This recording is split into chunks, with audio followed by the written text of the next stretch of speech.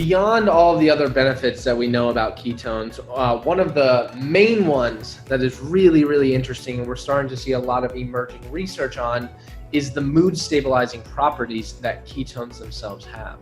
And so not only does a ketogenic diet have mood stabilizing properties, but new studies are showing that that response is likely driven from ketones themselves, and they're doing studies with exogenous ketones seeing these same properties, working on certain neurotransmitters and receptors in the brain that have been shown to boost mood.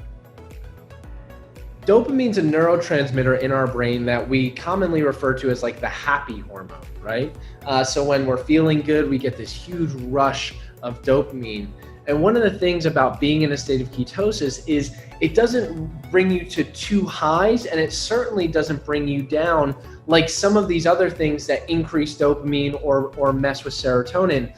Instead, it has ketones have mood stabilizing properties in the sense that they kind of balance out these neurotransmitters. And there was a recent study where they took exogenous ketones and injected them into mice, and they found that it actually helped stabilize some of these neurotransmitters in a mouse model of depression, where they were looking at these animals and they were able to increase some of this dopamine and allow them to stabilize their mood and increase their function, which is very, very promising. One of the things we know about exogenous ketones is not only are they a fuel source for the brain, but they're also signaling molecules, right? They're acting on certain aspects of our DNA, but they're also signaling various different cascades throughout our entire body, one of which we believe is neurotransmitters inside of the brain. And so one of the mechanisms by which ketones may be acting on some of these neurotransmitters and stabilizing mood and function is through this signaling cascade. So again, that's why it's really important to not only look at ketones as a fuel. It's one of the reasons that ketones aren't a supplement, they are a technology, because they're having so many different benefits, and not only providing a fuel source, not only acting on certain receptors of the brain to help with things like appetite regulation, but also having signaling cascades that may be contributing to some of this new and emerging research we're seeing with mood. Oftentimes when we're not eating good quality foods and often eating high amounts of sugar and carbohydrates, we often ride that roller coaster, right, of really high and really low. We get that sugar crash. Well, what happens when you get that sugar crash is you often get angry and you get irritated. And a lot of that could be due to depletion of things like serotonin and dopamine. A lot of it is because your blood sugar is low.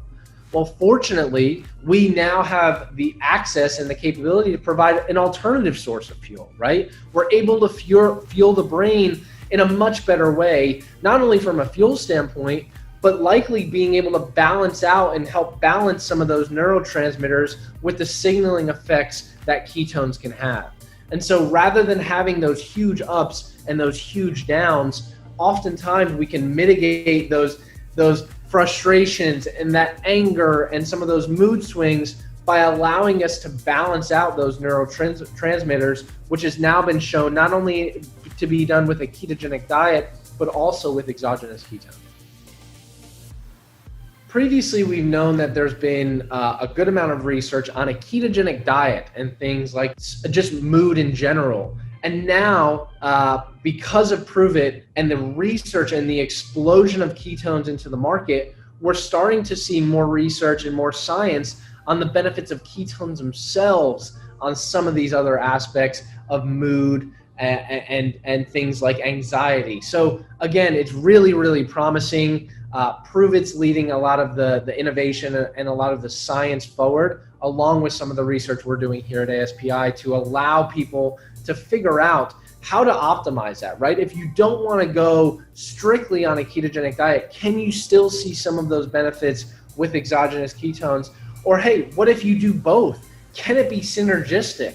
Can you do a ketogenic diet and supplement exogenous ketones on top of it to see an overall better result? And that's what we're continuing to study, and we will continue to see over the upcoming months and upcoming years as more and more research gets done.